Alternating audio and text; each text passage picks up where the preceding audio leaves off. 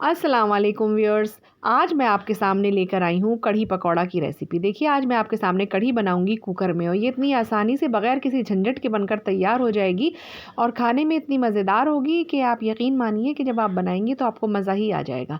तो इसके लिए मैंने ले लिया है 1 लीटर छाछ। देखिए मैं छाछ से कढ़ी बना रही हूँ और उसमें हमारा जाएगा 1.5 कप बेसन और ये सारे इंग्रेडिएंट्स हैं, प्याज है, लहसुन है, अदरक है। ये कुकर है कि जिसमें मैं कढ़ी बनाऊंगी।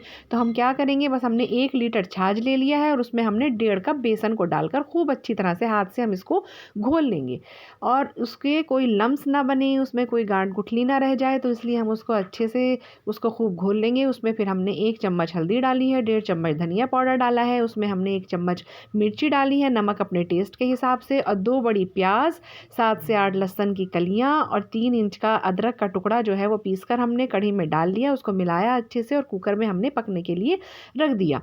अब इधर हम फुल्कियों की तैयारी कर रहे हैं। देखिए हमारी कढ़ी पक रही है, 1 सीटी तक हमें उसे तेज़ आंच पर पकाना है, फिर हम उसको सिम कर 20 मिनट्स तक हम उसे सिम पर पकाएंगे। इधर अब हमने ये फुल्कियों की तैयारी कर ली है। हमने ले लिया है यहाँ पे 2 कप बेसन ले लिया है, हमने उसमें 1 चम्मच मिर्चें डाली हैं, 1 चम्मच नमक डाला है और हमने आधा उसमें खाने का चम्मच सोडा डाला है।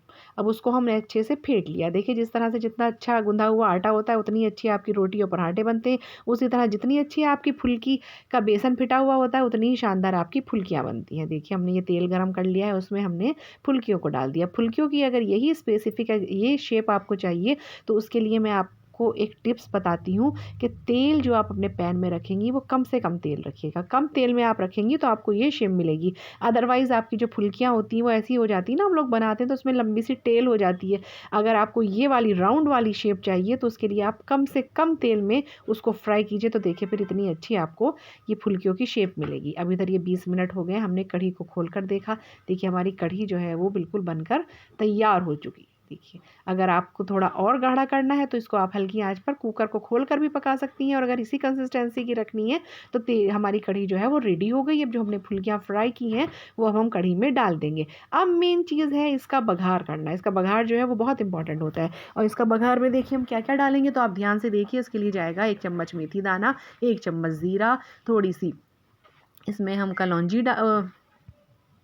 थोड़ा सा अजवाइन डालेंगे। इसमें हम सरसों लेंगे, काली सरसों, पीली सरसों, और ये 7 से 8 हमने काली मिर्चें ले ली हैं।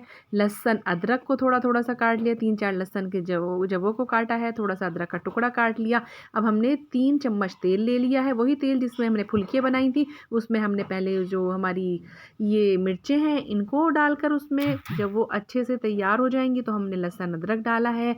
फिर उसके बाद लहसुन अदरक बारीक बारीक काट कर इसमें डाला है। फिर उसके बाद हमने ज़ीरा, काली सरसों, पीली सरसों, मेथी दाना और क्या डाला है, हमने हींग डाला है, हमने अजवाइन डाला है। ये हमारा बघार जो है तैयार हो रहा है और जब हमारा बघार बिल्कुल तैयार हो जाएगा तो उसको हम डाल देंगे।